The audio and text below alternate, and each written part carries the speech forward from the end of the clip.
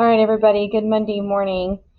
All right, so this is our last week before we start getting into our semester exams. So by Friday, all of your attendance and grades will be updated to decide whether or not you will be exempt from finals. I'm not sure quite just yet how that's going to work out, but we do have some plans in place. And so once we finalize what we want to do for our final exams or how we're going to determine whether or not people are exempt in this particular course, we'll let you know from there, okay? So this week's going to be about kind of transitioning out of AP Lang and trying to consider AP Lit for next year for those of you that are moving on to AP Lit. And even if you're not, and if you're planning on taking maybe dual credit or just, taking regular English, the Lit element is still going to be imperative. So I wanted to take a moment to thank you for your feedback on your letters. I have been reading those. I am taking, what you're saying into consideration. I appreciate the constructive criticism. I appreciate you being able to articulate what worked well. All of those things are going to be things for our team to consider as we move into next year. I'm also going to give you the summer reading books, the list for AP4 next week. So plan for that as well. I know a lot of you are still studying for a couple of AP exams this week. And then I know the big one is physics. I think that's coming up next Monday. All right. So College Board did release the prompts from last Wednesday's exam. So even if you didn't take it, I want us to look at those.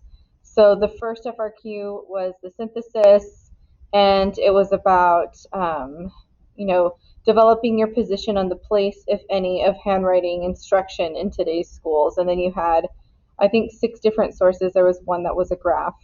And then you had, after these sources, the second one was the rhetorical analysis of the dedication speech by former President Obama on the Rosa Parks statue.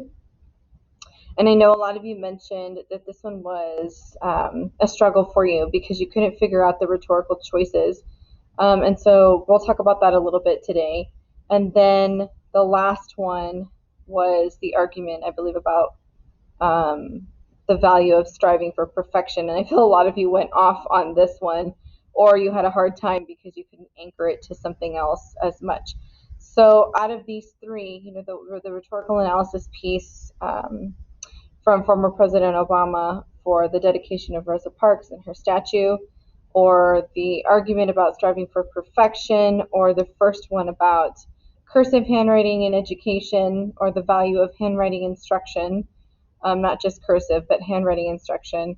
Of these 3, which do you think is going to be the most challenging or was the most challenging? And I want us to discuss why.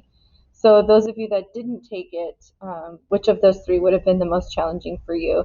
I hope this works on a school computer, on a school Wi-Fi, but I thought the memes were so funny starting last Wednesday based on the exam. And I was trolling these to make sure it wasn't any of you guys because I don't want any of your scores to be canceled. But these memes had me rolling. Oh my gosh, I couldn't tell you how much I was just cracking up on some of these. So I think I could figure out some of the prompts before College Board even released them. So feel free to scroll through those. Those are funny. Hopefully they'll lift your day. I loved this one, right? I literally cannot understand any of what this author is trying to say. Perfect passage for the AP Lang exam. And I think a lot of you guys know what I mean in regards to the multiple choice, which I legally cannot tell you I know anything about. But based on the memes, it's pretty obvious to understand. Okay, so tomorrow we're going to start with an article, and then we're going to read a short story later this week.